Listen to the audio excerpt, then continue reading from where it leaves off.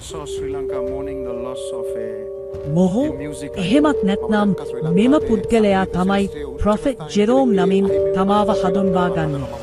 මුළු ශ්‍රී ලංකාවම හඬවමින් අප අතරින් වියෝ වූ හෙළයේ ගී යශෝරාවය හෙවත් නන්දා මාලනිය මියයෑමට දින 168කට පෙර මෙම ප්‍රොෆෙට් ජෙරෝම් නම් පුද්ගලයා දිවසින් දැක තමා දේශනයට පැමිණි පිරිසට තවත් දින 168ක කාලයක් ගිය තැන නන්දා මාලනියගේ වියෝව සිදුවන බව කියූ බවට අපට මෙමගින් දැක බලා ගන්න පුළුවන්.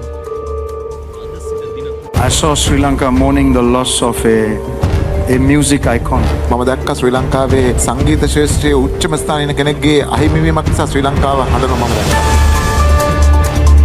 අද සිට දින 3ක් ශෝක දින ලෙස ප්‍රකාශයට පත් කෙරේ. I saw Sri Lanka mourning the loss of a music icon. This is a woman මේ කාන්තාවක් and one of the brilliant voices of the country. රටේ තිබුණ ඉතාම විශිෂ්ට හඬක්.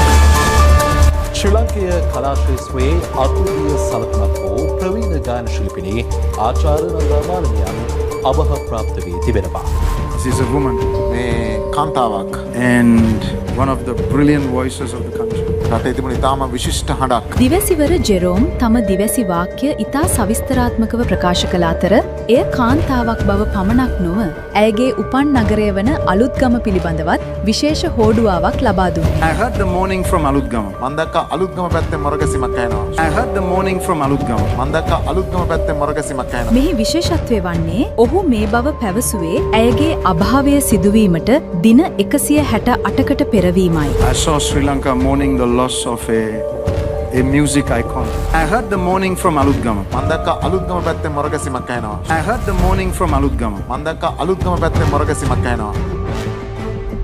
ශ්‍රී ලංකීය කලා ශාස්ත්‍රයේ අද්විතීය සලකුණක් වූ ප්‍රවීණ ගායන ශිල්පිනී ආචාර්ය නන්දා මාලනියන් අභහ ප්‍රාප්ත වී තිබෙනවා. ඊට අමතරව මොහු තමාගේ දිව්‍ය ශක්තිය ලෙසින් අවසන්නා වූ බලයෙන් වෛද්‍යවරුන්ට පවා සුව